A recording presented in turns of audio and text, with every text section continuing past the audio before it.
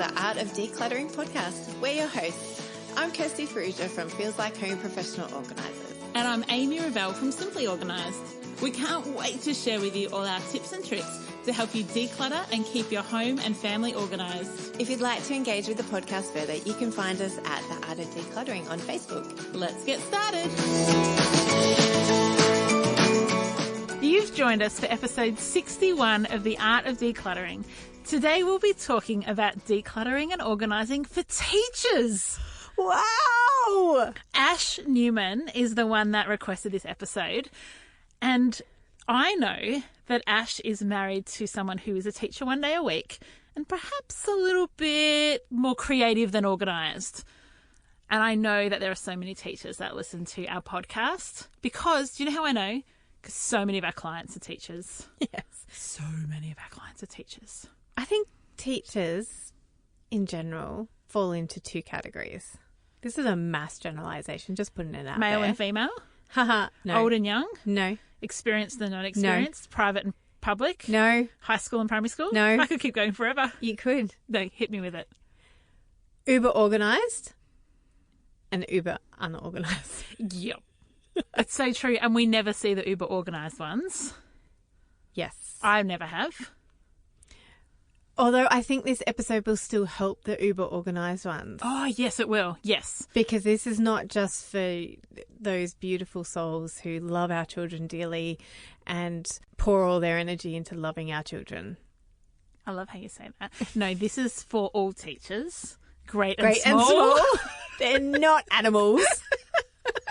We're having a flashback to the RSPCA ad that was back in the 80s or the 90s, and they'd have a little wombat run across at the end. Yeah. Does anyone else remember that ad? Because Kirsty's looking at me like I'm a bit weird. No, because that's not the flashback that's coming back to me. Oh, what's your flashback? All Creatures Great and Small, the show. Oh. The TV show. I don't know that show. It's a British show. That's about why a vet. I wouldn't know it. About a vet. Okay. My mum loved it, even though she doesn't like animals. Right. Weird. So teachers. Yeah. Back onto teachers.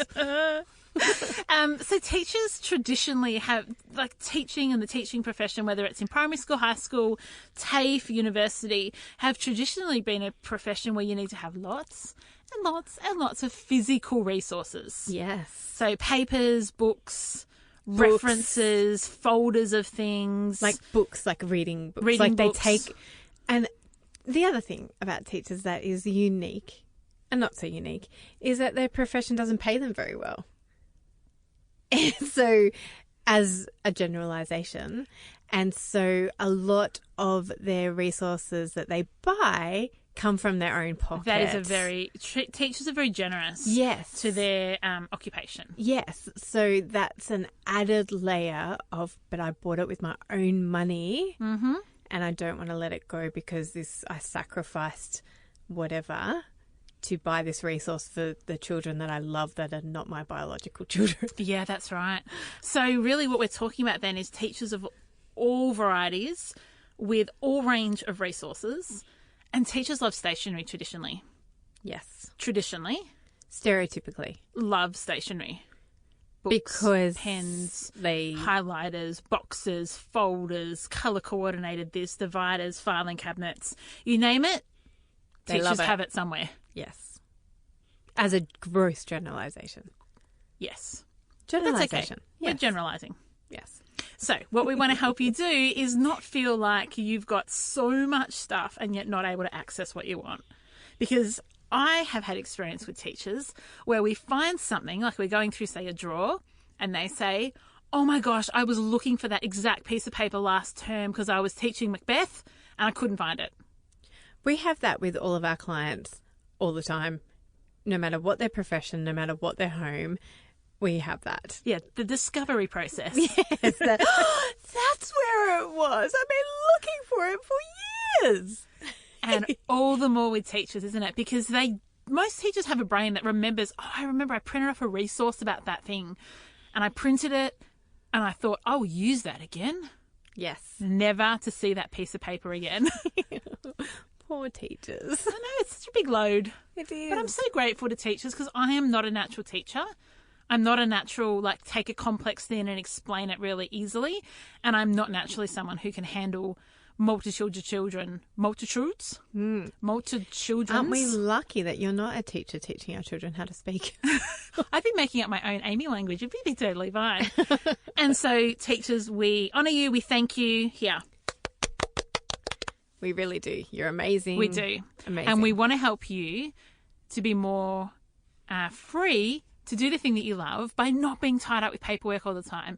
Because teachers feel like the burden of paperwork is huge. Because it is. Because our governments are so generous in giving our teachers even more and more and more work to do, from curriculum and bureaucracy. So let's make use of your precious time. Yes. Let's not have you spending every weekend working. Let's have you out and enjoying your family and enjoying downtime. So let's make the time you do put into work less stressful and way less cluttered. Yes, let's do that. How are we going to do that, Amy? They could get us in, or they could listen to this podcast, or both. Or both. So we know how awesome you are at collecting resources. You're like a gun at collecting resources. You've either got it from your school. She's speaking to you guys, not me. Yeah, no. Amy's a gun at not her at job. collecting resources. Yes, she is a gun. But you, precious, dear, sweet listeners who are teachers, you're a gun at finding resources, sharing them with your teaching partners, and sharing them with your beautiful children. However, we want you to question whether or not you need that resource in the physical form for the rest of eternity. just a little dramatic melodramatic. there. I like it. The drama teacher in Kirsty's coming out. I have a drama teacher at the moment as one of my clients, and she's also like amazing at singing. So sometimes we'll like pull out wigs and dresses and she'll chuck something on and like take on a new character. And last time I was working with her, she said to me, like, we're in our leggings and our T-shirts getting dirty in the garage. She's like, all right, we're going to pretend that we're bogans for the next 5 minutes. And so she like wanted me to role play with her. She had so much fun. And then she sings for me. So whether you're a maths teacher or a drama teacher, get on board. This is going to be fun. Sorry, Cass, that was just a side story. That's fine. You see Amy, she's like waving her hands like nobody's biz. Okay, so where was I before you so enlighteningly interrupted me? You don't know? So you have resources that you want to keep, but can you easily find it again? Or can you store it in a way that you can easily find it again? Can you scan it? Is it something that you got in 1985 and it is not accessible online anywhere? You've tried looking on the internet, but you just can't find that same resource again. Or you've never looked on the internet for it because you've had it somewhere in your drawers. So can you scan it and have it filed in your filing system on your computer in a really easy way that you can type in a reference to it and it will find it really easily? Yeah, so teachers, I really want to encourage you when it comes to your online storage is to be really logical about how you do storage. So you might have a folder called school, and then subfolders in there might be English, history, and English lit. And they're the 3 subjects that you're teaching. And in English, there might be subfolders year 8, year 9, and year 11, because they're the subjects that you're teaching.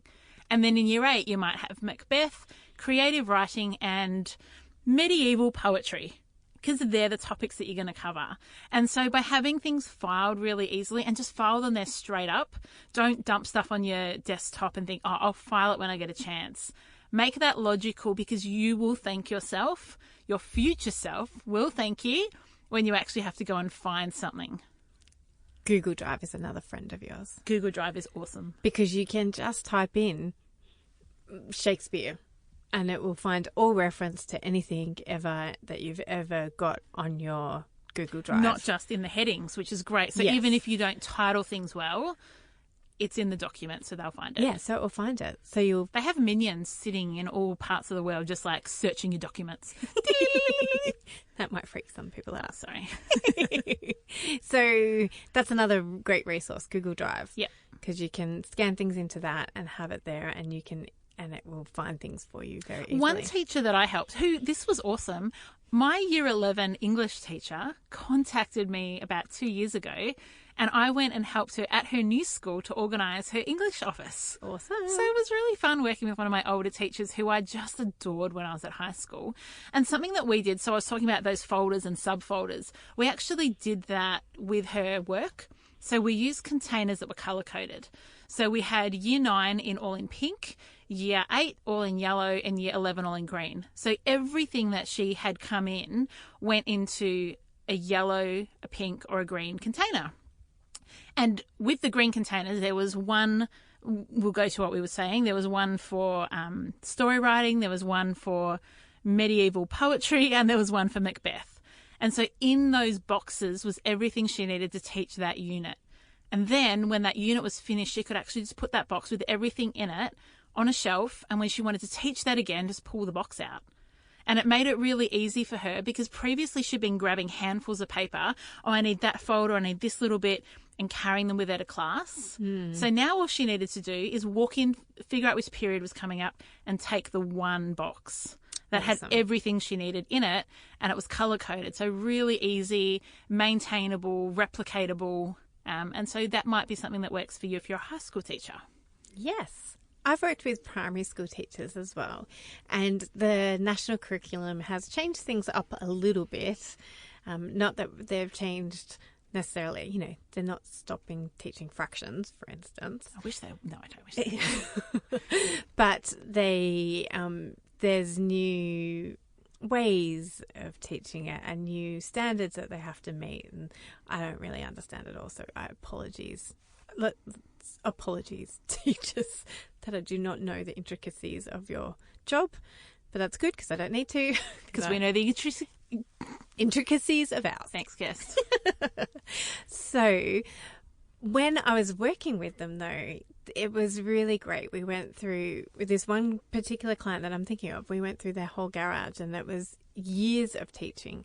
Like, they're both similar age to me, so probably been working for close to 20 years, and they had so much resources that they kept. And so it was a really great opportunity to go back over everything. Like, we went through every file and every resource, everything we went through. They hired a massive skip. Oh, I love it. And we put things into categories, whether or not they still teach that subject, if they teach it in a way that was still like the resource relevant, that we found, and whether they question themselves about whether or not they could find it online. And more often than not, these days, you can find resources online. I think there was probably like only a handful of books that they have bought, like at a PD day, that was a specialty resource, and they were like, actually, this costs money to buy again, and it's not, and we would use it, and we will still use it. That's and we right. continue to use it, and so that was totally fine. I'm like, of course you can keep that. That's like, great. And it wasn't because they'd spent money on it that they were keeping it. It's that it was only available by buying it, so they didn't want to buy it again because they already had it. Yeah, that makes sense. Yeah. I think lots of teachers, in fact, every single teacher I've ever worked with in their garage has boxes of teaching resources that they've brought home with the intention that they will use them again, but 90 times out of 100, 90% of the time never actually go back to. So if you do have resources in your garage that you feel like you can't throw out because they're too good, I'd love you to just challenge yourself to go through them and say, am I realistically going to use this? And if not, you can let it go, whether that be donating it to another teacher that you know or just sending it to the recycling. More from us in just a few minutes. Don't forget to visit our website, theartofdecluttering.com.au, and sign up for our bonus episode that is not so secret anymore. We've done episodes on linen cupboards, sentimental items, media, baby supplies, donations, weddings, and so many more. So if you're new to the art of decluttering, you'll find loads of great tips like this one from the episode we did on crafts and hobbies. What I'm saying is the kind of supplies we used to make jewellery back then is completely different to the type of jewellery people wear now. Yes. And so you can still have the same hobby, but the products that you use could completely evolve over time. Yes, and so that's why it's really good to ask, is this still me? And equally so, is this still a passion of mine? Like, am I still passionate about this hobby? And now back to the podcast for so many more tips and tricks.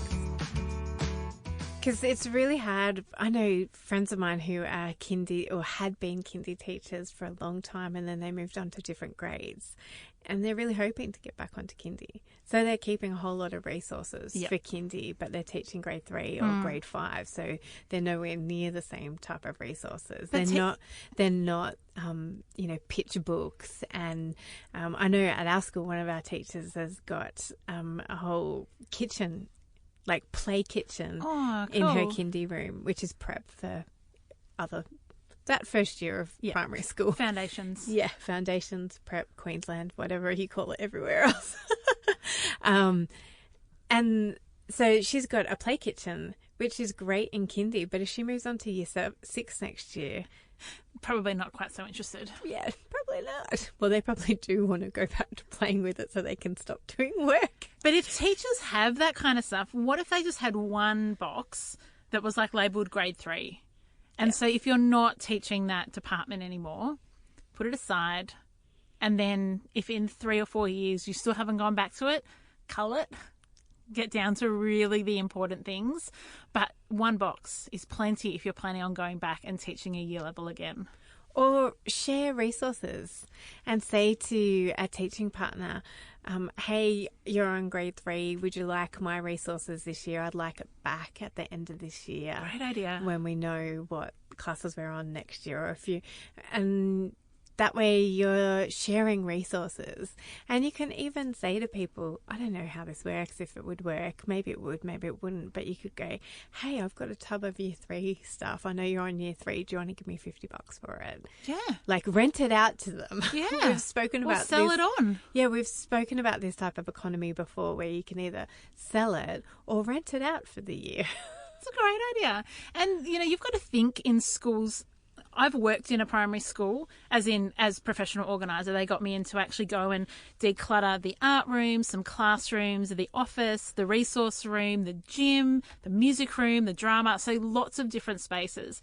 And schools don't have an infinite... Oh, wow. Kirst, I'm coming up with even dodgy words. Like sometimes my words are good, but infinite... It's not one of the better ones. They don't have infinite storage. And so have a think about, like, how are you going to store your resources at school? Do you have an office? Or do you have a classroom and you have to make room in your classroom? Could you set up a small bookshelf? Could you have cube storage? Could you have folders? Could you have a tub that rolls around? Like, really get creative. Do you have a filing cabinet? How is it that you are going to store your resources at school? And how can you stop taking them all home? Yes. And then equally so at home. How do you store that at home in the season that you're not in? Great. Like if you're teaching grade 3 this year, but you've got a tub full of kindy stuff, where are you going to store that? And is it taking up valuable real estate at your home? Yeah, is it causing tension? Do you have a home office that your husband would really like to do his accounts from, but it's full of your school stuff? Or are you growing a family and you need to turn it into a nursery? Yeah. Or what have you? Or do you have a tiny garage that only fits your car, and so you can't have 10 tubs of different age ranges? I'm sure there's plenty of teachers listening that are like those super organised teachers like you were talking about. So jump on, give us some of those tips, because you have walked it, you have lived it, you have experienced it, and you have conquered it. So share it with our teachers that are challenged in their organisation, organisationally challenged. That's what I'm trying to say. Yes. And then we want to also talk about how do you transport things from school to home? Yes. How do you, what is a good way of transporting 30 homework books and marking them in an efficient way so that your kids don't end up marking with red pen all You're over keeping them somebody separate else. from the blank paper that your 3-year-old wants to draw on. I love rolling storage for teachers, as in literally like a airline hostess rolling suitcase, because I think you can keep things flat, you can zip it up, it keeps things protected if you're running from a classroom in the rain, if you're chucking things in the back of the car and you don't want them to go flying. So something like that, which also means that you're not putting the pressure on your back and carrying kilos of paper to your car every night, can be a great solution. Yeah, I love that. I also love tubs. What am I trying to say? You're doing charades. Let's go. Okay, charades. So her hands are out wide. She's carrying something heavy, maybe a cake. No, with more jelly. like a storage tub. Okay, no cake and jelly? No cake and jelly. I don't know. Could have been cake and jelly. Could Whatever. have. You're an odd one. So you're carrying a storage tub. So a storage tub that's easy to carry that you can put your papers in. Yeah. So don't buy the 100-litre ones. No. Maybe buy a 50-litre or even a 25-litre. Yeah. And don't hurt your back. Yes. I do really like the idea of the Rolling storage. Yeah. The reason I say that is because I hurt my shoulder in year 12 and my physio said, Amy, your bag's too heavy because you're taking all your textbooks to school. And so I had to have rolling luggage as my school bag in year 12. Do you know that some schools don't have lockers? Oh. High schools. Where do you put all your stuff? I don't know. They have to carry it to and from school every day. Maybe it's all online now. Yeah. Maybe they don't have textbooks like we did back in the olden days with our pen and quill. I'm sure they still had textbooks, but no doubt they do things online. Yeah, my kids' primary school do most of their stuff online. Yeah, but they still need to take stuff. I just boggles my mind. Teachers, here's my top tip for the day. Bum, bum, bum.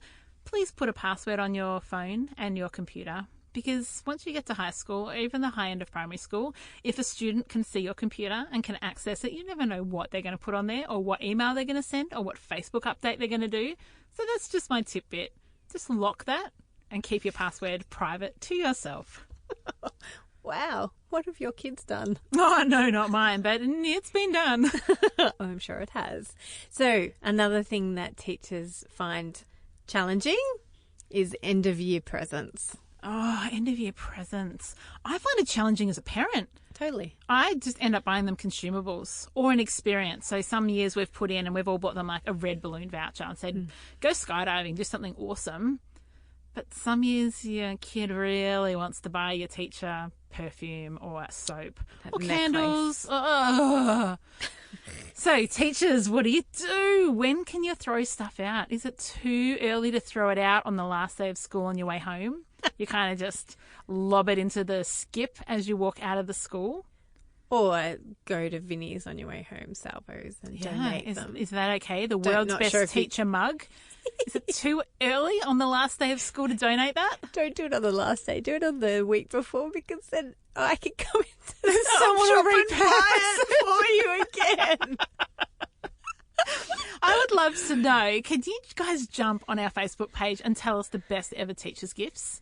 That would be awesome. Parents around the art of decluttering a lot of pain and suffering. Because we had, I think it was last year on my Facebook page, I put a post about teachers' gifts.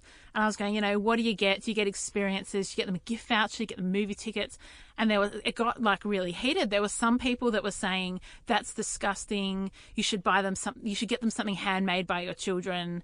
It's not about the money. It's about saying thank you and then remembering your child. And then there were other people going, we don't want a picture frame of your child sitting in our house. Give me movie tickets. I need to relax after I've had these kids for the year. And I don't want to remember your child. It was really heated. Really? And people were really offended by the other side. Wow. So I am not the person who lets their kid give the teacher a personalised present, because I wouldn't want that from someone else's kid. But I'm an experienced person. I think it depends on the teacher.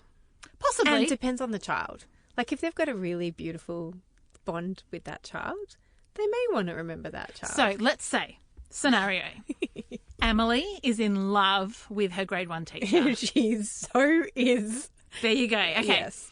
And at the end of the year, all Amy wants to do is get a photo of her and her teacher from sports day, frame it, and give it to her teacher for Christmas. And the teacher is like, oh, Amy, you have been one of my favourites, takes it home. At what point can grade 1 teacher say goodbye to that photo frame? Oh, that night. Totes. Okay, right. Only Yeah. because this is me Yeah, talking. yeah. Like, I would not be offended because it's so hard to tell a 7-year-old girl, I don't think Mrs. Ingrid's going to need your photo. She So loves that's you, good. dear. So it's about the no, I was going to say the transaction, but that's not the right word. It's about the relationship, and it's about the giving and the receiving. That's where the value is. Yes. So teachers, if you get crappy gifts, love your students, thank them, and it's totally okay not to keep them. Yeah, you have permission to do whatever you want. Yeah. My kids have like mugs that, should I even tell this story? Am I going to get in big trouble? I'm going to tell it. But if you listen to this, you are not to tell my family I've said this. All right? This is just between me and you.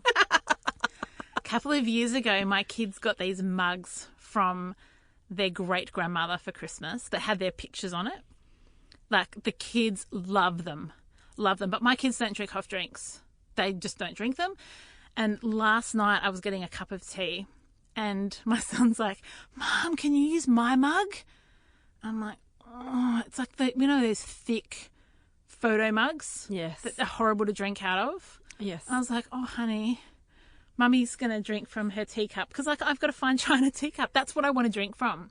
So sometimes those presents are good for the memory. So what I would say to those people, when you get a present that's not practical, is that mug doesn't sit with the mugs. That mug should actually go in your special box. Yes. And so think creatively. Like, yes, you may not want to use something that a student's given you, but it may be a great memory. And so you can repurpose it. It goes in the special box rather than out for use. Or take a photo of it and then donate it. Or get rid of it. Well, If it's got a photo. Donate it if it's got a photo of you on it. it's got a photo of another child. That's weird. Put it in the bin. Yeah. That Smash can- it. Have fun. Smash it. Oh, you can tell that you're Greek. Oh, yeah, like smash a couple of plates and I'm in my happy place. Whereas, like, I know a certain someone I'm thinking of, their culture do not get rid of photos. They don't break them. They don't, like, photos are very precious to... Right, so when you rip up a photo with an old boyfriend in that no-go zone. No. Right, okay. No. So smashing a photo mug is... so offensive. I get joy just thinking about it. Okay. Not that I'm going to smash my kids' photo mugs. I'm just talking about, other people's photo mugs, of course. So please don't send us any hate emails. So end of year presents too. I've got a friend who's a childcare worker and she gets sick of chocolates. Everybody gives her chocolates. Get creative. Like Send them to me. Get them. What about if you've got a male teacher, like some craft beer, like a couple of different ones that he never would have tried, or a really beautiful fruit hamper, or just get creative. Ask other teachers. I don't know what to get Miss Grade 1 teacher this year. Have you got any suggestions? Get creative, and teachers, you are not obligated to keep anything. No, you have permission to get your Elsa on and let it go. Awesome. So that has been really fun. I've enjoyed inspiring our teachers, thanking our teachers. Yes, thank you. Thank you, teachers, for the wonderful work you do in teaching our children and growing our children into more and more beautiful human beings. We're actually recording an episode in a couple of months about homeschooling. Yeah. So that's going to be really cool. So I think if you're a homeschooler, this episode probably has had some relevancy, but just hold out. We've got one just for you coming up around the corner. Yes. So teachers, just to recap, we want to really encourage you to be really discerning about what you do keep. Think about if there's other ways of you keeping the same information or accessing the same information. So can you access it online now? Do you have to use that one specific resource, or can you find a different way of teaching that is easily accessible? How do you file and store and keep your resources that you have chosen to keep and that are precious to you? Do you need to keep everything that you've purchased for a certain year level? Can you rent it out, or can you lend it to a friend, teaching friend who's on that grade? And yeah, have fun decluttering and enjoy. Do it in the school holidays. Don't in the middle of June when you're writing reports. You don't have to do this now. It's August now. And so hopefully you've got a bit of time between. You're really just into semester 2. So take some time, maybe in the school holidays, and re-listen to this. Really get into your decluttering, and I hope that it frees you up to really invest in the people that you're teaching. We thank you again, and we hope you have a lovely week. We can't wait to join you next week. Bye. Bye. Thanks for joining us. If you've learnt something awesome today, do a friend a favour and share this episode so they too can learn the art of decluttering. You can find me, Amy, over at simplyorganised.net or on Facebook as Simply Organised PO. You can find me, Kirsty, over at feelslikehome.net.au or on Facebook as Feels Like Home PO. Don't forget, you can see the show notes in your podcast app or over at our website, theartofdecluttering.com.au. So if there's anything you want more info on, check it out there. If you love what you hear, we'd really appreciate you leaving a review on iTunes. We hope you've enjoyed listening and that you've learnt some tips to help you declutter and keep your home organised. If you'd like to join our supporter community, you can do so over at patreon.com/theartofdecluttering. We hope you have a great rest of your day and enjoy the freedom.